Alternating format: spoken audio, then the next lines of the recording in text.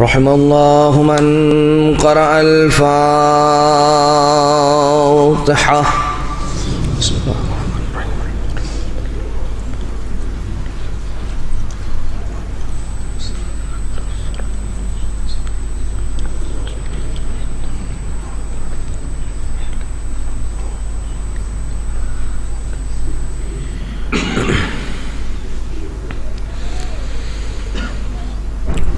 لا حول ولا قوة إلا بالله العلي العظيم. حسبنا الله ونعم الوكيل، نعم المولى ونعم النصير. أعوذ بالله من الشيطان اللعين الرجيم. بسم الله الرحمن الرحيم. حمدا لك يا ذا الجود والإحسان والفضل والطول والامتنان. هو صلاة وسلاما على من لا ينطق عن الهوى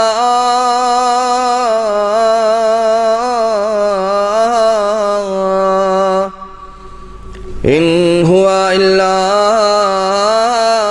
وحي يوحى.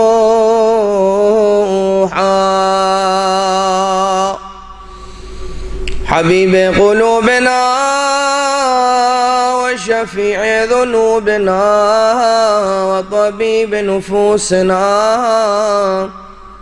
مولانا ومولى الثقلين، جد الحسن والحسين، أبي القاسم المصطفى محمد.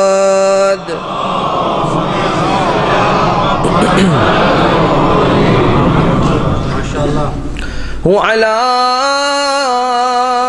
آله الذين أذهب الله عنهم الرجس وطهرهم تطهيرا.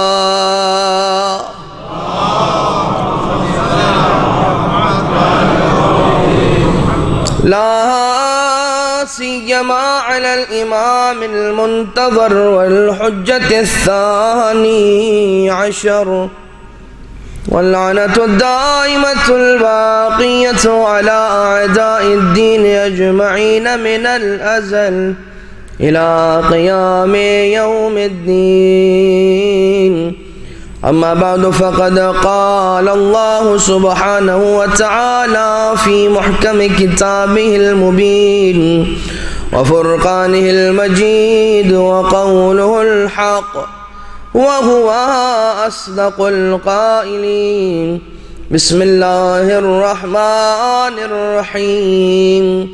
إنا أعطيناك الكوثر. درود.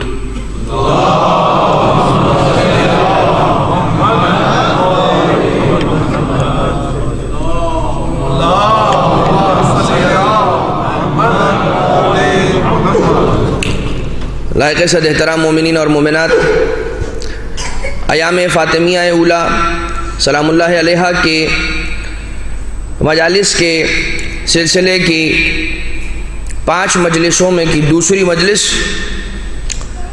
حضرات محترم، کل آپ کی خدمت میں، آپ کی خدمت عالیہ کے اندر کچھ چند ایک عرائض کو پیش کرنے کی سعادت حاصل کی گئی تھی، اور ہماری کل کی گفتگو قرآن کریم کے مشہور و معروف سورہ قدر کے تفسیر اور اس میں موجود چند پیغامات کے ذیل میں رہی،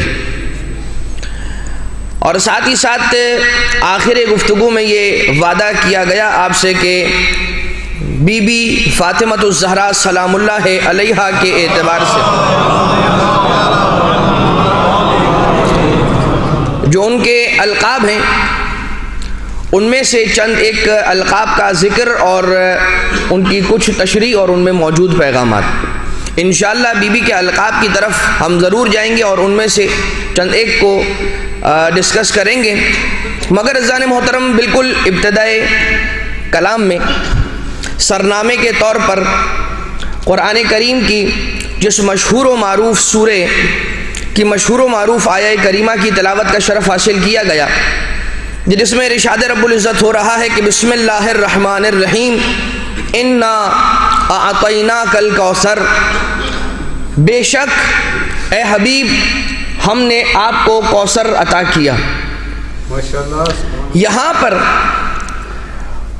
علماء تفسیر کے یہاں پر چند ایک اقوال ہیں کہ جو تعبیر اور مصداق کوثر کے اعتبار سے، کہیں پر یہ کہا جاتا ہے، یعنی کہ چند ایک علماء یہ بیان کرتے ہیں کہ کوثر سے مراد جنت الفردوس کے اندر موجود ایک نہر ہے، اللہ تعالیٰ نے اس نہر کو عطا کیا اور اس نہر کو عطا کرنے کے بعد قرآن کریم کے اندر اس کو ذکر کرنا بھی مناسب سمجھا، اور اتنے اہتمام کے ساتھ اللہ تعالیٰ نے اپنے حبیب کو کون سی دنیا کی ایسی نعمت ہوگی کہ جو نہ دی ہو، کون سی دنیا کی ایسی نعمت ہے کہ جو رسول کریم کے حصے کے اندر نہیں ہے، اور اہل بیت علیہم السلام کا چاہنے والا قطعاً یہ عقیدہ نہیں رکھے گا کہ وہ یہ سوچے کہ کوئی نعمت ہو کہ جو رسول کے حصے میں نہ آئی ہو۔ اللہ تعالیٰ نے بہت ساری نعمتوں کو ذکر کیا، نعمتوں کو عطا کیا، رسول اکرم صلی اللہ علیہ وآلہ وسلم کے حصے میں رکھیں، مگر ہر ایک نعمت کو ذکر نہیں کیا۔ جنت الفردوس اس جنت کی ایک نہر سے زیادہ وقعت اور حیثیت رکھتی ہے، مگر اللہ تعالیٰ نے جب اپنے حبیب کو جنت الفردوس عطا کی، ان کے صدقے میں بنائی، ان کے نام کی، تو قرآن کریم میں ذکر نہیں کیا۔ تو یہی وجہ ہے کہ بہت سارے علماء بلکہ اکثر علماء تفسیر اس بات کے قائل ہیں کہ یہاں پر کوثر کا مصداق جو ہے وہ فقط و فقط ایک نہر نہیں ہو سکتی کہ جس کو اتنے اہتمام کے ساتھ قرآن کریم کے اتنے مہم سورے کے اندر ذکر کیا جائے۔ تو پھر کیا ہے؟ اتنا تو طے ہے کہ کوثر ایک نعمت ہے اور ایک باعظمت نعمت ہے۔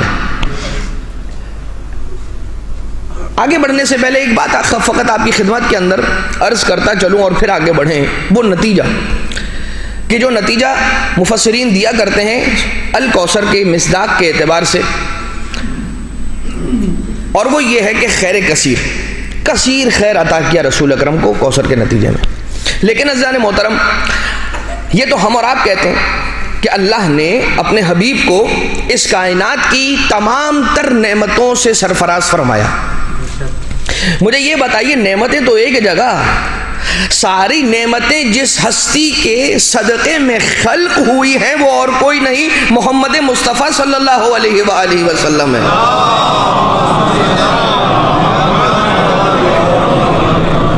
اور خود امام معصوم علیہ السلام کی زیارت جامعہ کے اندر یہ جملے ہیں، زیارت جامعہ کبیرہ کے جملے، اذا اراد اللہ خیرا بدأ بکم، یا اذا اراد اللہ بعبد فبدأ بابوابکم۔ اللہ کے دروازے، یہی اہل بیت محمد و آل محمد علیہ السلام ہے، جب خدا تعالی اپنے بندوں میں سے کسی بندے کو کوئی نیکی عطا کرنے کا ارادہ کرتا ہے، اپنے بندوں میں سے کسی بندے کو کوئی خیر عطا کرنا چاہتا ہے، تو اس خیر کو پہلے در اہل بیت پر نازل کرتا ہے۔ جب یہ خیر اور یہ نعمت اس اہل بیت کے در پر نازل ہو جاتی ہے، پھر در اہل بیت سے ساری کائنات میں بٹتی ہے۔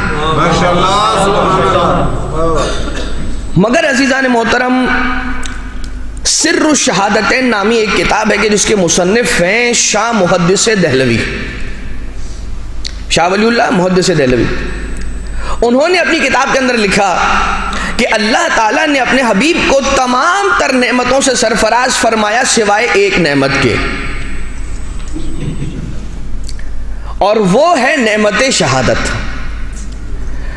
عزیزان محترم، یہ شاہ محدث دہلوی کا قول ہے، یہ وہ فرما رہے ہیں، ہم نہیں۔ ہم تو یہ کہتے ہیں کہ جس انسان کے دل میں محبت محمد مصطفیٰ ہو، وہ اگر گھر میں مر جائے تو مرا نہیں، شہید ہے۔ تو یہ کیسے ہو سکتا ہے کہ جس کے نام کی محبت کے صدقے میں ایک عام انسان ایک عام موت مرے، شہید کی موت مل جائے، اس نام کے رکھنے والے اس ذات بابرکت محمد مصطفیٰ شہید نہ ہو؟ ماشاءاللہ ماشاءاللہ۔ لیکن عزیزان محترم، بات کو آگے بڑھایا جائے، اور چونکہ بقول ان کے اس نعمت سے محروم رکھا گیا تھا یا نعمت نہیں تھی، تو اللہ نے جب نعمت دینا چاہی تو شہادت چونکہ دو طرح کی ہے، ایک زہر سے شہادت، ایک تلوار سے شہادت، تو ان دو شہادتوں کی نعمتوں کو رسول کو پیش کرنے کے لیے یا رسول کے حصے میں ڈالنے کے لیے اللہ نے رسول ہی کے دو نواسوں کو چنا۔ حسن مجتبی علیہ السلام کو زہر کی شہادت نصیب ہوئی، یہ شہادت ملی حسن مجتبی کو، پہنچی محمد مصطفیٰ کے حصے میں، اور حسین ابن علی علیہ السلام کو تلوار سے شہادت ملی، شہادت ملی حسین کو، پہنچی رسول اکرم کی جولی میں۔ عزیزان محترم، جب یہاں پر یہ بات آپ نے سن لی تو ایک نتیجہ سنتے چلیں، اس کا مطلب یہ ہوا کہ اللہ نے شہادت دی حسن کو، پہنچائی رسول اکرم تک، اور شہادت دی حسین ابن علی کو، پہنچانا مقصود تھا رسول اکرم تک۔ تو پھر یہ کہنا پڑے گا کہ حسن کی شہادت نہیں، رسول کی شہادت ہے، حسین کی شہادت حسین کی نہیں، رسول کی شہادت ہے۔ اور جب یہ مان لیں گے تو پھر یہ بھی ماننا پڑے گا کہ حسن کا قاتل نہیں، رسول کا قاتل ہے، حسین کا قاتل نہیں، رسول اکرم کا قاتل ہے۔ درود بھیجیے گا محمد و آل محمد پر۔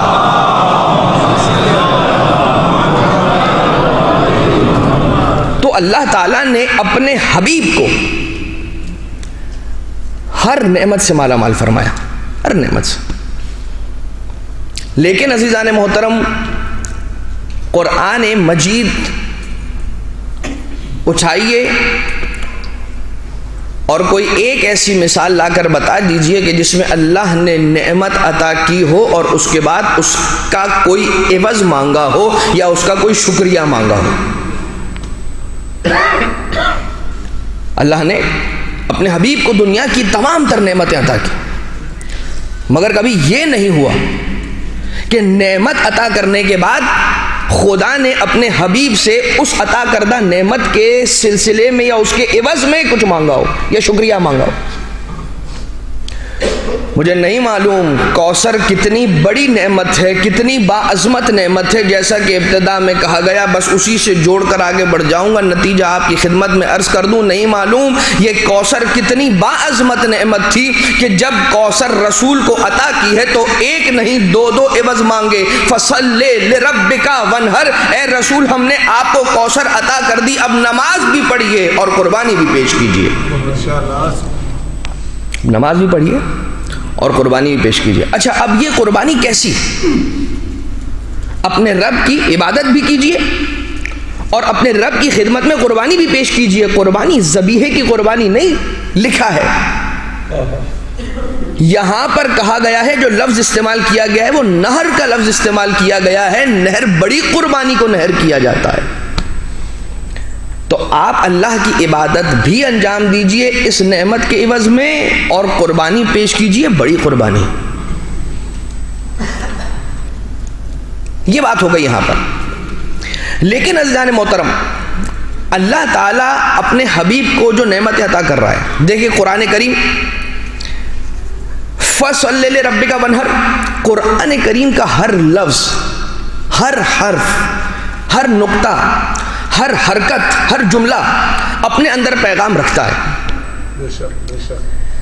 یہاں پر یہ تو نتیجہ آپ نے سماعت فرمایا کہ کوثر وہ باعظمت نعمت ہے کہ جس کے نتیجے میں اللہ نے عوض مانگا، اور اس میں کوئی شک نہیں کہ یہاں پر کوثر سے مراد کوئی اور نہیں بلکہ ذات گرامی قدر حضرت فاطمہ الزہرا سلام اللہ علیہا۔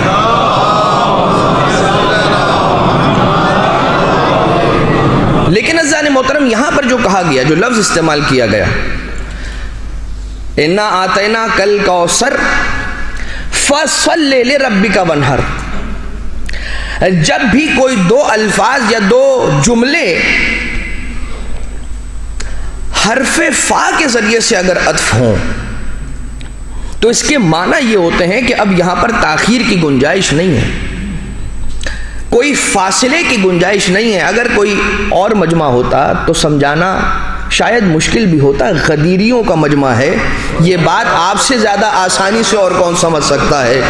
رسول نے فرمایا من کنت مولا ہو فہذا علی مولا، اگر وہذا علی مولا کہا ہوتا تو فاصلے کی گنجائش تھی، کسی کی گنجائش تھی، یہاں پر وہذا نہیں کہا، رسول نے کہا من کنت مولا ہو فہذا علی مولا، میرے بعد فاصلے کی کوئی گنجائش نہیں ہے، بلا فصل میرا خلیفہ علی ابن ابی طالب ہے۔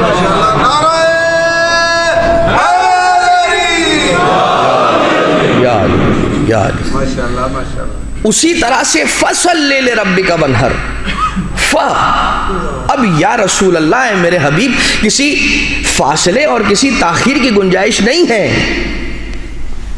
تقاضا یہ ہے کہ فاطمہ کے آنے کے بعد اب عبادت میں تاخیر نہیں ہونی چاہیے۔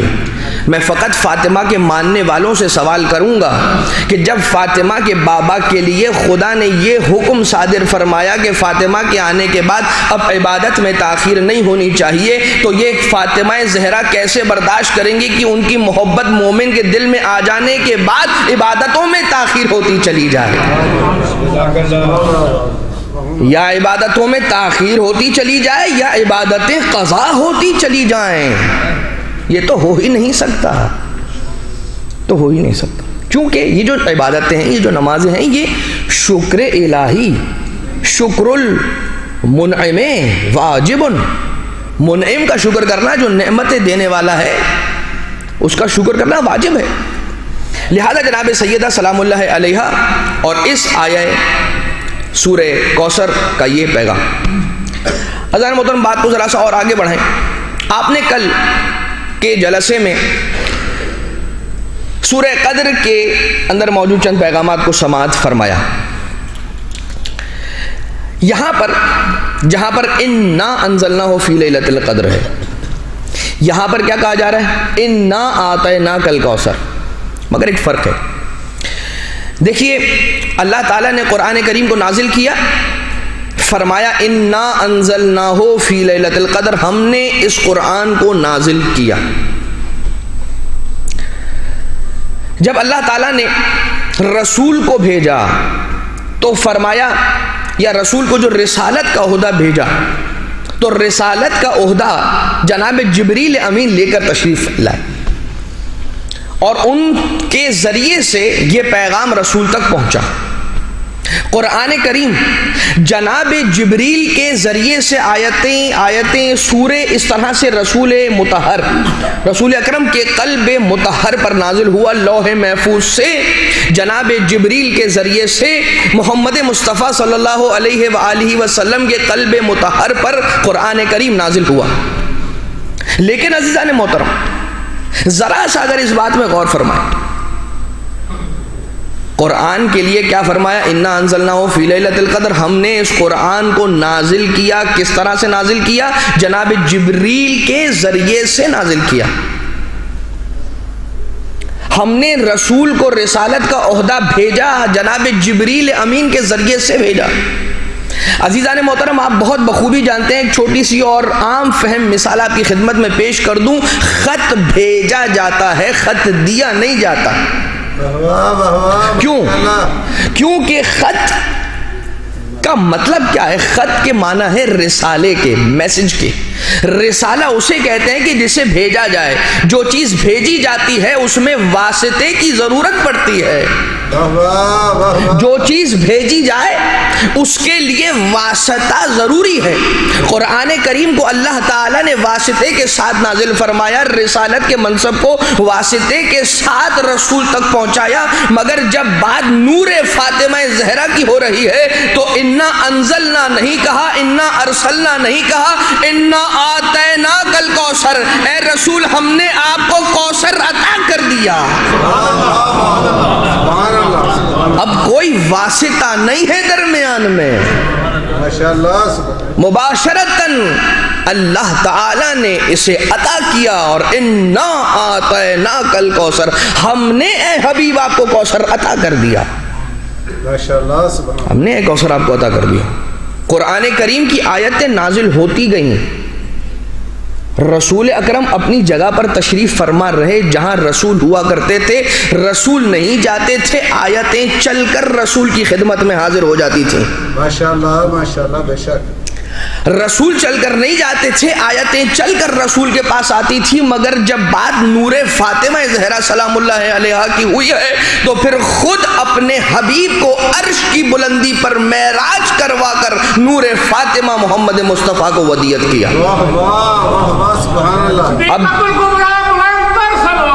اللہم صلی علی محمد وآل محمد. یہاں پر بات نور سیدہ کی ہے, تو اب جب نور سیدہ عطا کرنے کی باری آئے گی تو رسول اکرم کو عرش کی بلندی پر بلایا جائے گا اور معراج کروائی جائے گی اور اس کے بعد عطا کیا جائے گا.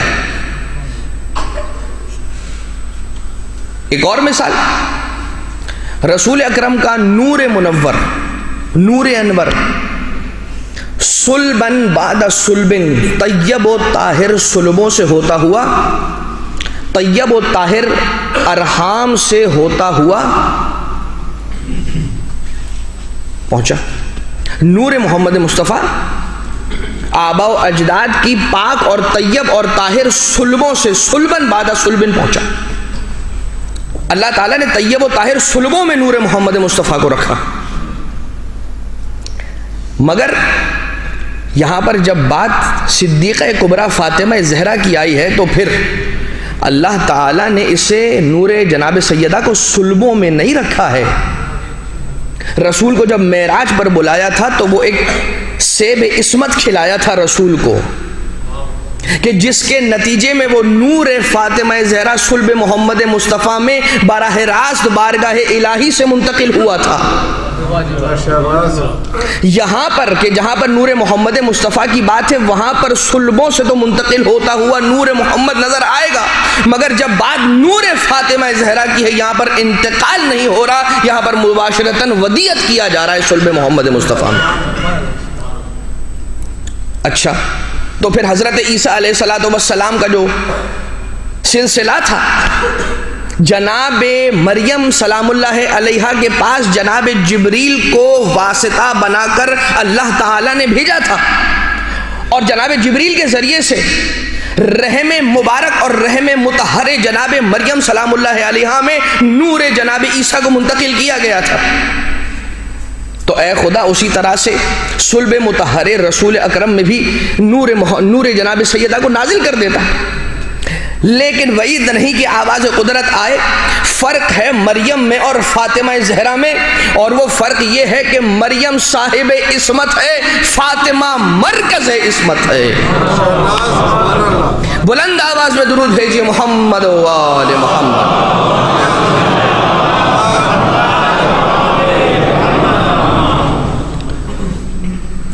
مریم صاحبہ عصمت ہے, فاطمہ الزہرا مرکز عصمت ہے, مرکز عصمت ہے. اور اگر آپ دیکھیے جنت سے آیا ہوا یہ نور, یا جنت کے ایک سیب کے ذریعے سے, ورنہ تو ان انوار کی تخلیق کب اور کیسے ہوئی انشاءاللہ اب کچھ دیر میں آپ سماعت فرمائیں گے. اللہ تعالیٰ نے جو سلسلہ رکھا جناب سیدہ سلام اللہ علیہا کی ولادت کا, رسول اکرم اپنی بیٹی، اپنی دختر جناب صدیقہ کبریٰ کو بوسے بھی دیا کرتے تھے اور سونگا بھی کرتے تھے، استشمام بھی فرمایا کرتے تھے۔ پوچھا گیا یا رسول اللہ، فرمایا کہ مجھے اپنی بیٹی سے جنت کی خوشبو آتی ہے، انی اشم رائحۃ الجنہ منہا، مجھے اپنی بیٹی فاطمہ تو زہرا سے جنت کی خوشبو آتی ہے، میں جب جنت کی خوشبو سونگھنے کا اشتیاق کرتا ہوں تو اپنی بیٹی کا استشمام کیا کرتا ہوں اور جنت کی خوشبو سونگھ لیا کرتا ہوں۔ صدیقہ کبریٰ رسول اکرم کو جناب جبریل کے ذریعے سے خدا تعالیٰ نے پیغام بھجوایا تھا کہ اے میرے حبیب، 40 دن تک راتوں میں عبادت کیا کریں گے، دن میں روزہ رکھیں گے، اور یہ 40 دن کے جن 40 راتوں میں آپ عبادت کرنے والے ہیں اور ان 40 دنوں میں آپ روزہ اختیار کرنے والے ہیں، ان 40 دنوں میں جناب خدیجہ کبریٰ سلام اللہ علیہا سے دوری اختیار فرمائیں گے۔ اب یہ انتظام ہو رہا ہے ولادت جناب سیدہ کا، کتنی زیادہ طہارت اور کتنے زیادہ اہتمام اور کتنے زیادہ پروٹوکول کا لحاظ رکھا جا رہا ہے۔ جیسے ہی جناب جبریل تشریف لے کر آئے اور رسول اکرم کو خداوند متعال کا یہ پیغام ارسال کیا تو رسول اکرم نے جناب عمار کو بلایا اور بلانے کے بعد کہا جاؤ اور جا کر جلد سے جلد خدیجۃ الکبریٰ کی خدمت میں یہی بات کہہ آؤ کہ اب 40 روز تک ہم گھر کا رخ نہیں کریں گے، پریشان ہونے کی بات نہیں ہے، حکم خدا ہے، عبادت کا ایک خاص انتظام ہے، خدا کے حکم پر عمل کر رہے ہیں، خدا بھی آپ سے خوش ہے، راضی ہے، میں محمد مصطفیٰ بھی آپ سے خوش اور راضی ہوں، آپ پریشان نہ ہوئیے گا اے خدیجہ کبریٰ۔ یہ رسول اکرم کی جناب خدیجہ سلام اللہ علیہا سے محبت کا بھی اظہار، اور رسول اکرم کا کوئی عمل عبث نہیں ہوتا، ہمارے اور آپ کے لیے پیغام سے خالی نہیں ہوتا۔ ہم اور آپ تو اپنے اپنے اعتبار سے رسول اکرم کی جو زندگی ہے، حیات طیبہ ہے، سیرت مطہرہ ہے، جو جیسا پیغام اس سے لینا چاہے وہ لے سکتا ہے، اپنے اعتبار سے اور اپنی سوچ کے لیول کے اعتبار سے رسول اکرم صلی اللہ علیہ وآلہ وسلم کی سیرت مطہرہ میں ہر انسان کے لیے، ہر الگ قسم کی سوچ رکھنے والے کے لیے پیغام موجود ہے۔ رسول کیا فرما رہے؟ جاؤ جا کر خدیجہ کو اطلاع کر دو، کہیں پریشان نہ ہو جائیں۔ کچھ مرد ہمارے معاشرے میں ایسے بھی ہوتے ہیں جو کہتے ہیں کہ ٹھیک ہے ہم مرد ہیں، ہمیں کیا بتانے کی ضرورت ہے، ہم کب ہیں، کہاں ہیں، کب واپس پلٹ رہے ہیں، کوئی ضروری تو نہیں ہے۔ یہ ہماری مردانگی کو ٹھیس پہنچانے والی بات ہے کہ ہم جا کر اپنی خواتین کو رپورٹنگ کریں، نعوذ باللہ من ذالک۔ جو کچھ ایسی سوچ رکھنے والے افراد ہیں وہ وجود رکھتے ہیں ہماری سوسائٹی کے اندر، وہ سیکھیں، وہ پیغام لیں کہ مردانگی کا اظہار کرنے کا یہ طریقہ نہیں ہے۔ اللہ نے فیملی کو اور خانوادے کو اور کنبے کو تمہارے اختیار میں رکھا ہے، تم صاحب اختیار ہو گئے ہو، اب صاحب اختیار ہو کر یا فرعون بنو گے یا صاحب شفقت مقتدر بنو گے۔ اقتدار حاصل کر لینے کے بعد ظلم کی راہ اختیار نہ کرنا، شفقت اور محبت کی راہ اختیار کر کے سامنے والے کے دل میں اپنی جگہ بنا لینا۔ ماشاءاللہ ماشاءاللہ۔ تم یہ کہتے ہو کہ ذرا اپنے کنٹرول میں رکھو، غصہ نوالا سونے کا، نظر شیر کی۔ میرے بھائی، ایسا تعلق ہونا چاہیے گھر کے افراد کے درمیان آپس میں کہ احترام ڈر کی وجہ سے نہ ہو، عزت کی وجہ سے ہو۔ احترام ڈر کی وجہ سے نہ ہو، محبت کی وجہ سے ہو۔ دیکھیں ہم ڈر سے بھی تو کام کرواتے ہیں نا، ڈر کے رہو، ہم کوئی بات کہہ دیں، مجال نہیں ہونی چاہیے کہ اس سے ٹس سے مس کچھ اور ہو جائے۔ تو اب سامنے والا کیا کرے گا؟ ڈر کر وہ کام کرے گا، کہیں ایسا نہ ہو وہ ناراض ہو جائیں۔ ایک یہ والا ڈر اور ایک یہ والا ڈر۔ کہیں ایسا نہ ہو کہ یہ بات انہیں بری لگ جائے،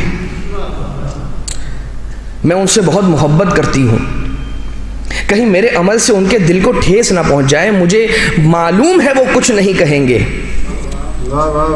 کہیں ایسا نہ ہو کہ میرا اتنا خیال رکھنے والا شوہر اگر مجھ سے ناراض ہو گیا تو پھر اس سے برا دن میرے زندگی میں اور کوئی نہیں۔ کیسی فیملی ہوگی وہ کہ جہاں پر ایسا نظام پایا جائے۔ رسول اکرم کیا فرما رہے، جا کر خدیجہ کو اطلاع کرو، میں اچانک سے اگر گھر سے غائب ہو گیا چاہے عبادت کے لیے، خدیجہ پریشان ہو جائیں گی۔ اور پھر رسول اکرم 40 راتوں تک عبادت کرتے رہے، 40 دنوں تک روزہ اختیار کرتے رہے، اور جب 40 دن مکمل ہو گئے، آپ جانتے ہیں رسول اکرم کا یہ طریقہ تھا کہ روزانہ جب بھی ان 40 دنوں میں افطار کیا کرتے تھے، یا رسول کا یہ ایک جنرل طریقہ تھا کہ جب بھی دسترخوان پر بیٹھا کرتے تھے تو دروازے کو کھول دیا کرتے تھے، اور مولا کائنات سے کہہ کر دروازے کو کھلا رکھوایا کرتے تھے کہ اے علی دروازے کو واہ کر دیجئے، دروازے کو کھول دیجئے، تاکہ اگر کوئی شخص ہمارے اس وقت کہ جب ہم دسترخوان پر بیٹھے ہوئے ہیں ہمارے دروازے کے سامنے سے گزرے اور ہمیں غذا تناول کرتا ہوا دیکھے، وہ ہمارے ساتھ دسترخوان پر ہمارے ساتھ شامل ہو جائے۔ ایسا کریم اور ایسا سخی مولا سرکار دو عالم۔ لیکن جب یہ 40 دن مکمل ہوئے تو 40 دنوں کی اس عبادت کے ایک سلسلے کے تکمیل پر اب جو 40ویں افطار کا وقت آیا ہے تو جنت الفردوس سے افطار کے لیے ایک تھال جنتی غذاؤں سے بھرا ہوا زمین پر نازل ہوا، اور جناب جبریل امین نے بتایا کہ یا رسول اللہ یہ اللہ نے فقط و فقط آپ کے استعمال کے لیے دیا ہے۔ مولا کائنات علیہ الصلوۃ والسلام کو حکم دیا گیا کہ آج دروازے کو بند کر دیا جائے، اس لیے کہ آج اس غذائے جنتی کے اندر کوئی اور شامل نہیں ہو سکتا، یہ فقط و فقط اہتمام میں انعقاد نطفہ فاطمہ زہرا کے لیے ہے۔ ماشاءاللہ، سبحان اللہ، سبحان اللہ۔ اور روایتوں کے جملے ہیں کہ اس تھال میں سے رسول نے تناول فرمایا، جو بچ گیا وہ بالکل اسی انداز سے آسمان کی جانب اٹھا لیا گیا۔ رسول اکرم تشریف لے گئے، جناب خدیجہ سلام اللہ علیہا کہتی ہیں اس رات میں نے محسوس کیا اپنے وجود میں نور فاطمہ زہرا سلام اللہ علیہا کو۔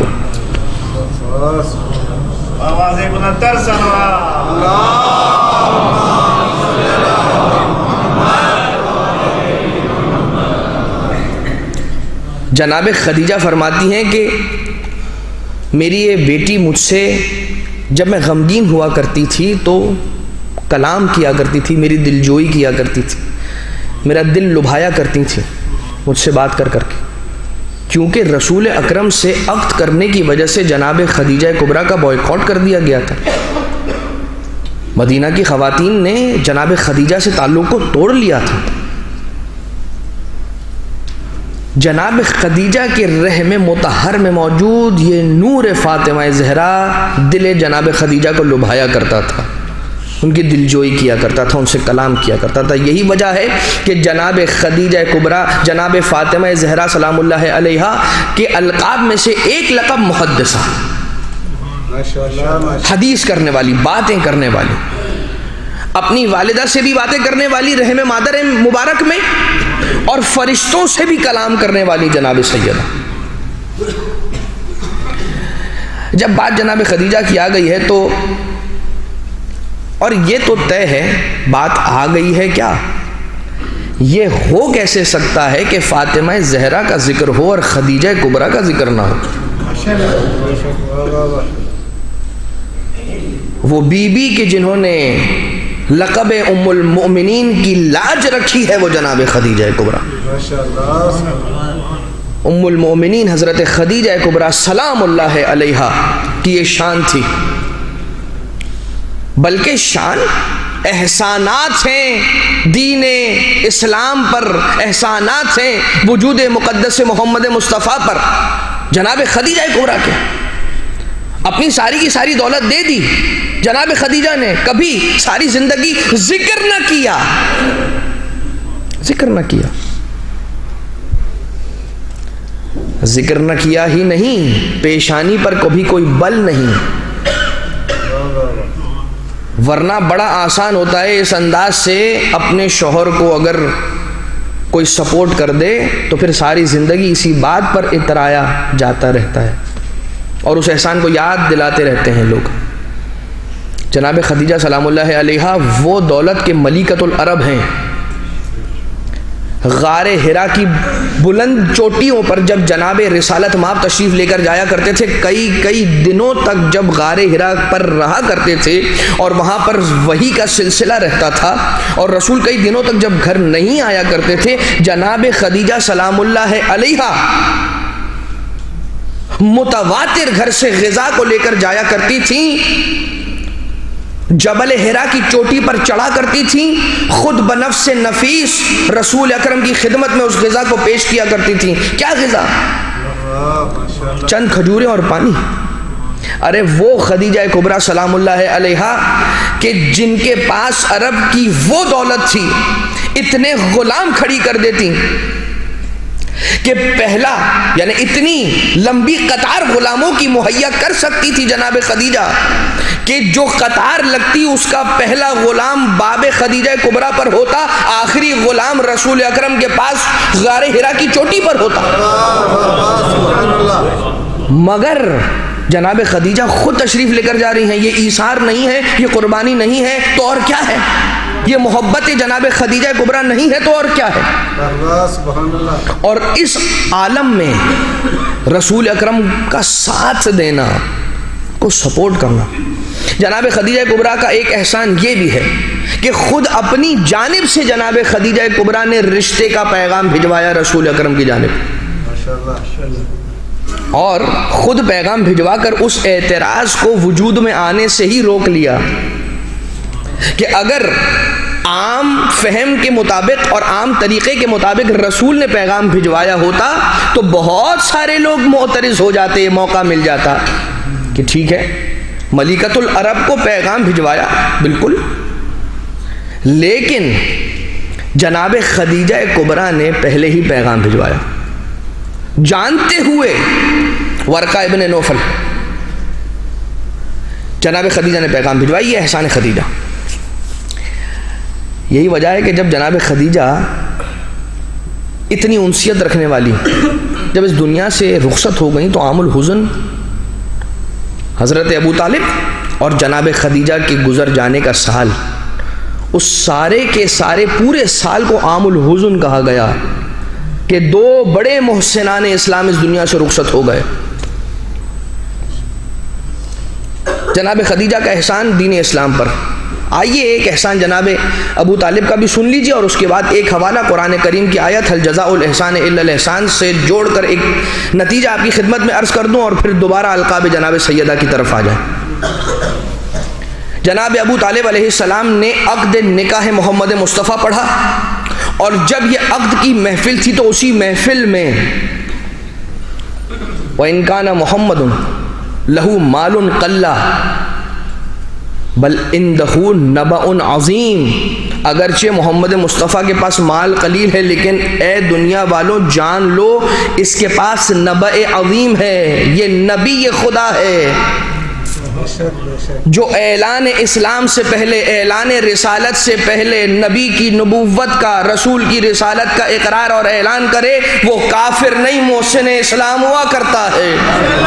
نعرہ تکبیر، نعرہ رسالت، نعرہ حیدری، محمد بلند صلوات، اللہ صلی علی محمد وآلہ۔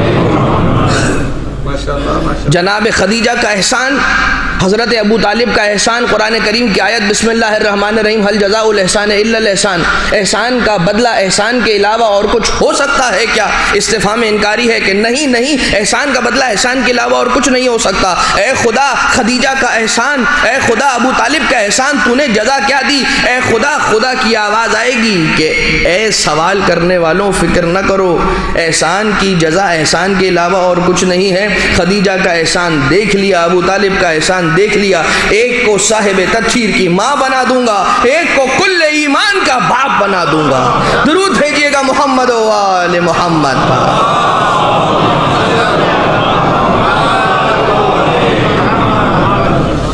माशाअल्लाह। تو جناب خدیجہ سے رحم مادر مبارک میں کلام کرنے والی، تکلم کرنے والی، تحدث کرنے والی جناب سیدہ،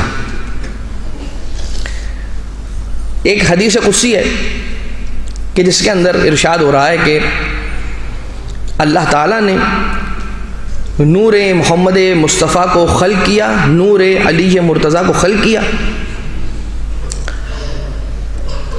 اس انداز سے کہ یہ دو جدا نور نہیں بلکہ ایک ہی نور کے دو ٹکڑے تھے۔ اور یہ حدیث قدسی مزید آگے اس انداز سے بڑھتی ہے کہ اس نور کے دو ٹکڑے کیے گئے، فَقَسَمْتُهَا سِنْتَيْن ثُمَّ السِّنْتَيْنِ سِنْتَيْن، اس نور کے دو ٹکڑے کیے گئے اور پھر ان دو ٹکڑوں کے مزید دو ٹکڑے کیے گئے، فَصَارَ أَرْبَعَةٌ، تو چار ٹکڑے ہو گئے ایک نور کے۔ فَخَلَقَ نُورَ فاطمۃ الزہرا، پھر اللہ تعالیٰ نے نور فاطمۃ الزہرا کو خلق فرمایا، فَأَفَاضَ نُورَهَا فِينَا، اور اس کے بعد نور جناب سیدہ کو ہم چاروں کے نور پر، ان چاروں کے نور پر اس طرح سے پھیلا دیا کہ اب نور فاطمۃ الزہرا نور محمد مصطفیٰ میں بھی شامل ہے، نور فاطمۃ الزہرا نور علی مرتضیٰ میں بھی شامل ہے، نور فاطمۃ الزہرا نور حسن مجتبیٰ میں بھی ہے، نور فاطمۃ الزہرا نور حسین شہید کربلا میں بھی موجود ہے۔ یہی وجہ ہے کہ جب پنجتن پاک کے تعارف کی تحت الکسا باری آئی ہے تو پھر محمد مصطفیٰ کے ذریعے سے تعارف نہیں کرایا، علی مرتضیٰ کے ذریعے سے تعارف نہیں کرایا، حسن حسین کے ذریعے سے نہیں تعارف کرایا، یہ فرما دیا ہم فاطمۃ و ابوہا و بعلہا و بنوہا۔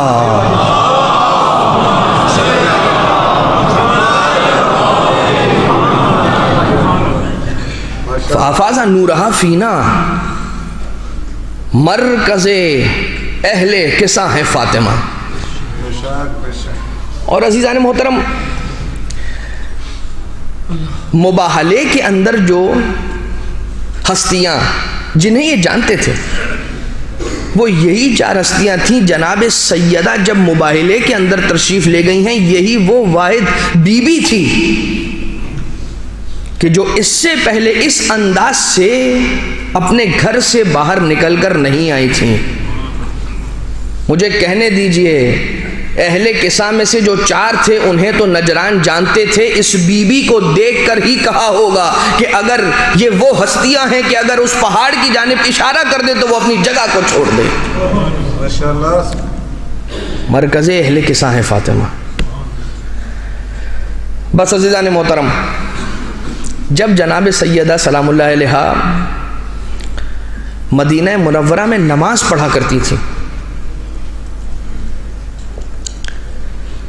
تو نور کا ایک ایسا حالہ بلند ہوا کرتا تھا۔ جناب سیدہ مدینہ منورہ میں اپنے حجرہ مقدسہ میں نماز پڑھتی تھیں،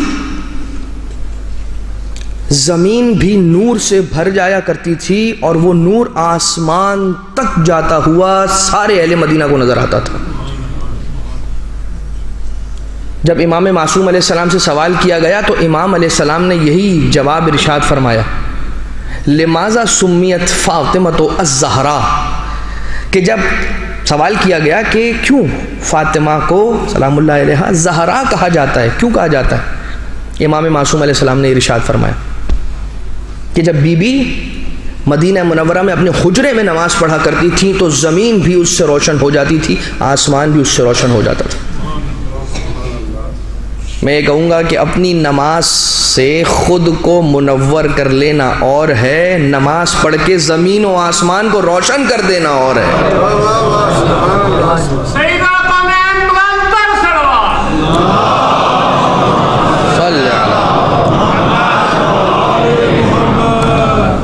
اور پھر ایک اور پہلو آ گیا پیغام کا کہ جو جناب سیدہ کی نماز کے اندر پوشیدہ، کہ ان کے ماننے والے نماز کو خاص اہمیت دیں۔ چھٹے امام صادق آل محمد امام جعفر صادق علیہ السلام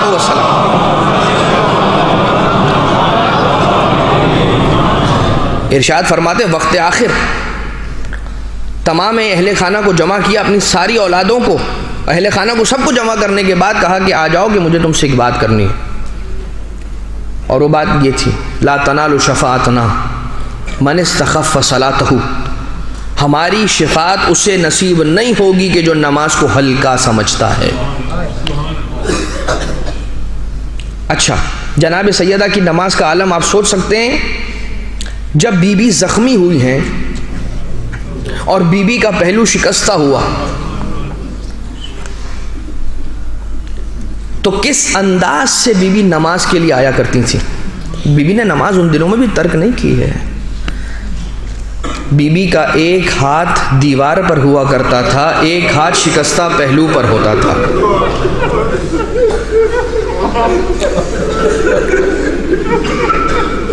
واہ فاطمہ الزہرا، میرا سلام ہو اس بی بی پر کہ جسے نہ زندگی میں سکون سے جینے دیا گیا، نہ جسے موت کے بعد سکون سے قبر میں سونے دیا گیا۔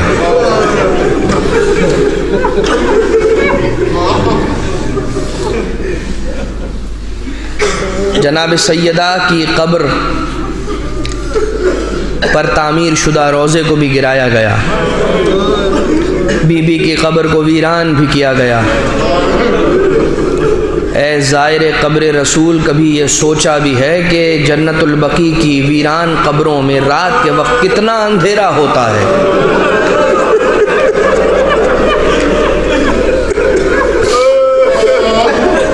خدا ہم سب کو مدینہ جانا نصیب کرے۔ جائیں، تلاش کریں، کبھی قبر رسول کے قریب جا کر سیدہ کو سلام کریں، کبھی جنت البقیع کی ٹوٹی قبروں کے پاس آ کر سیدہ کو سلام پیش کریں۔ آپ جانتے ہیں قبر پر کوئی سایہ بھی نہیں ہے۔ کل ایک ذکر کیا تھا، جس درخت کے سائے میں بی بی بیٹھ کر گریا کرتی تھی، درخت کو کاٹ دیا۔ ارے قبر میں جس روضے کی چھت کے سائے میں بی بی سویا کرتی تھی، اس روضے کو بھی گرا دیا گیا۔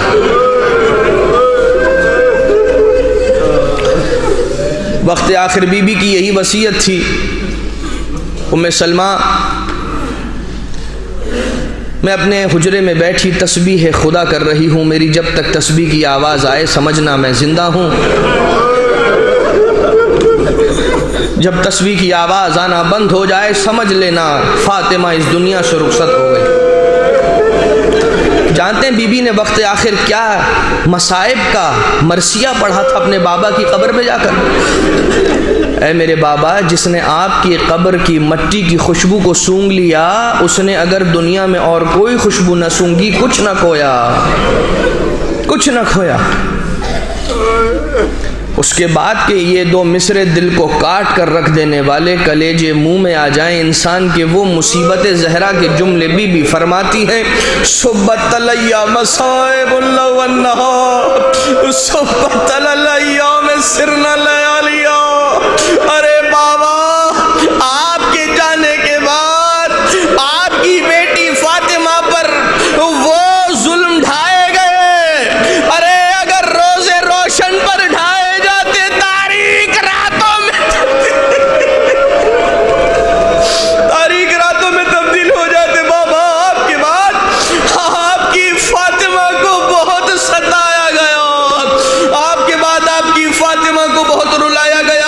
حسن و حسین کو اپنے پاس بلایا، پیار کیا، شفقت سے سروں پر ہاتھ رکھا، رخساروں پر بوسے دیے، سینے سے لگایا، اور اس کے بعد کہا بیٹوں چلے جاؤ نانا کی قبر پر روضہ رسول کی زیارت کر کے آ جاؤ۔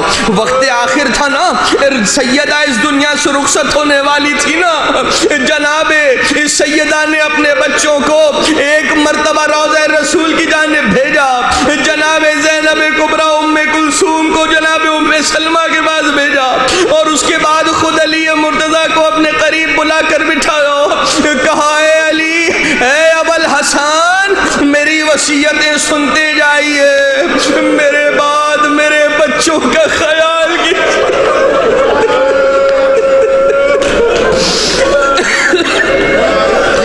ابو الحسن، میرے بعد میرے بچوں کا خیال کیجیے گا، کسی چیز کی کمی نہ ہونے پائے، اور اے ابو الحسن میرے بعد عقد فرما لیجئے گا، شادی کر لیجئے گا، اکیلے نہ رہیے گا، اور اس کے بعد جناب سیدہ یہ وصیت کرتی ہیں اے ابوالحسن ہو سکے تو کچھ وقتاً فوقتاً کچھ فاصلوں سے میری قبر پر آئیے گا، میری قبر پر آیا کریے گا اور میری قبر کی زیارت کیجیے گا۔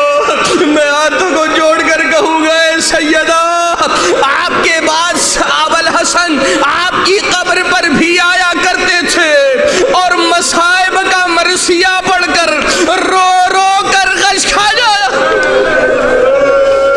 ہاں عزیزان محترم وہ وقت آیا کہ روح فاطمہ زہرا قفس عنصری سے پرواز کر گئی، فاطمہ اس دنیا سے دار فانی سے کوچ کر گئی، اپنے بابا سے حوض کوثر پر مل گئی۔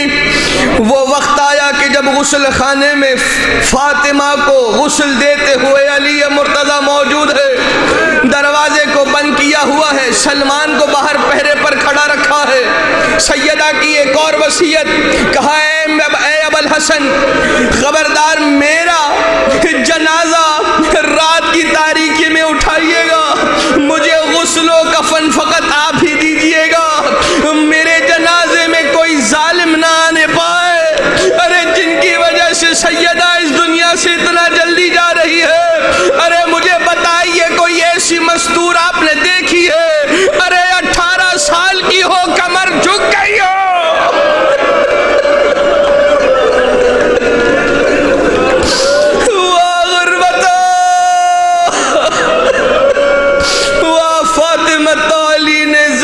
سیدہ کو غسل دیا۔ روایتوں میں ملتا ہے سیدہ اپنے چہرے کو اکثر جھکا کے رکھا کرتی تھی، کیا وجہ تھی؟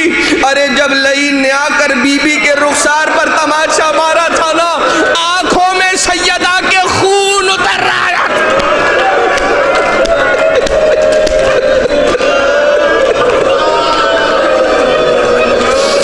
سیدہ چہرے کو جھکا کر رکھتی تھی، کہیں ایسے نہ ہو میری آنکھوں میں اترا ہوا خون دیکھ کر علی کو جلال آ گیا۔ ایک مرتبہ سیدہ کو غسل دیتے جاتے ہیں، ناگہاں ایک سلمان نے وہ وقت آیا کہ علی ابن ابی طالب کی چیخنے کی آواز کو سنا، زور سے گریا علی کا بلند ہوا۔ سلمان نے انتظار کیا جب علی غسل دے کر واپس پلٹ کر آئے۔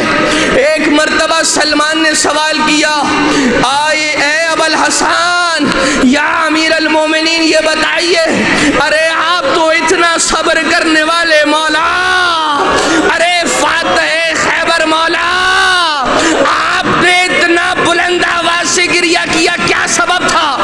ارے سلمان کیا بتاؤں، فاطمہ نے مجھ سے ایک زخم چھپایا تھا، ارے پہلو فاطمہ ٹوٹی ہوئی پسلیاں، فاطمہ کا بازو کوڑے کا نشان، ارے وہ امانت رسول خدا کہ جو رسول میرے سپرد کر گئے تھے، سلامت نہ پڑھا۔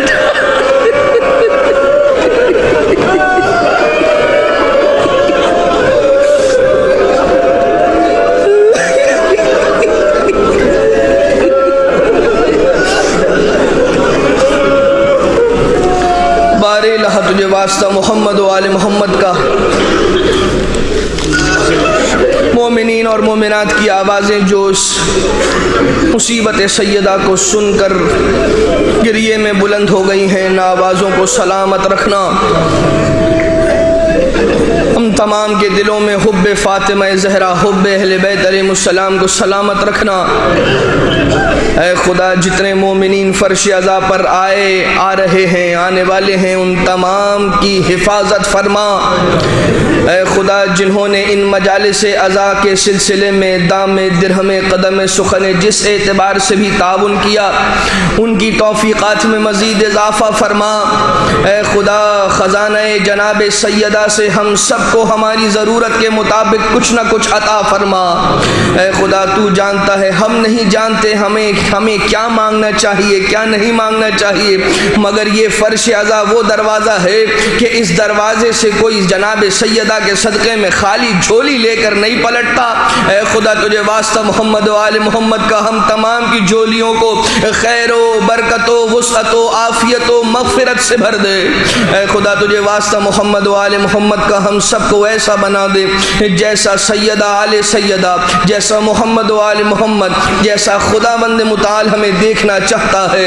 اے خدا تجھے واسطہ محمد و آل محمد کا زمانے کے امام کو سلامت رکھ۔ اے خدا تجھے واسطہ محمد و آل محمد کا امام زمانہ کے لشکر میں ہم سب کو شامل فرما۔ قلب ناظرین امام زمانہ کو ہم سب سے راضی و خوشنود فرما۔ تمام مرحومین کی مغفرت فرما۔ جتنے بھی مومنین اور مومنات پریشان حال ہیں، تمام کی پریشانیوں کو حل فرما۔ اے خدا ہمیں اپنے گھروں کے ماحول کو امام کی تعلیمات کے مطابق ڈھالنے کی توفیق عنایت فرما۔ ربنا تقبل منا انک انت السمیع العلیم۔ ایک سورہ فاتحہ کی تلاوت کی گزارش ہے۔ مرحوم عباس علی دھارسی ابن محمد رحمت اللہ، مرحومہ صغرا بائی ویرانی اور ویرانی فیملی کے تمام مرحومین، سید امداد احمد عابدی ابن میر مہدی حسین، آپ تمام کے مرحومین، حاضرین کے مرحومین جنہوں نے التماس دعا کہا، ان کے مرحومین جن پر کوئی فاتحہ پڑھنے والا نہیں، ان کے مرحومین، شہداء اسلام، مراجع کرام جن کا کوئی احسان کسی بھی اعتبار سے یا کوئی حق ہمارے یا آپ کے گردنوں میں سے کسی کی گردن پر باقی ہے، ان کے لیے رحم اللہ من قرأ الفاتحہ۔ بسم اللہ الرحمن الرحیم، الحمد للہ رب العالمین، الرحمن الرحیم، مالک یوم الدین، ایاک نعبد و ایاک نستعین، اہدنا الصراط المستقیم، صراط الذین انعمت علیہم غیر المغضوب علیہم ولا الضالین۔ خصوصیت کے ساتھ مرحوم عباس علی دھارسی ابن محمد رحمت اللہ کی نماز وحشت کی التماس ہے، اور مرحوم سید امداد احمد عابدی ابن میر مہدی حسین عابدی کی جن کا آج انتقال ہوا اور کراچی میں جن کی تدفین ہوئی، ان کے لیے بھی نماز وحشت کی التماس ہے۔ اللہم اغفر للمؤمنین والمؤمنات والمسلمین والمسلمات الاحیاء منهم والاموات، تابع بیننا وبینهم بالخیرات، انک مجیب الدعوات، انک علی کل شیء قدیر، برحمتک یا ارحم الراحمین۔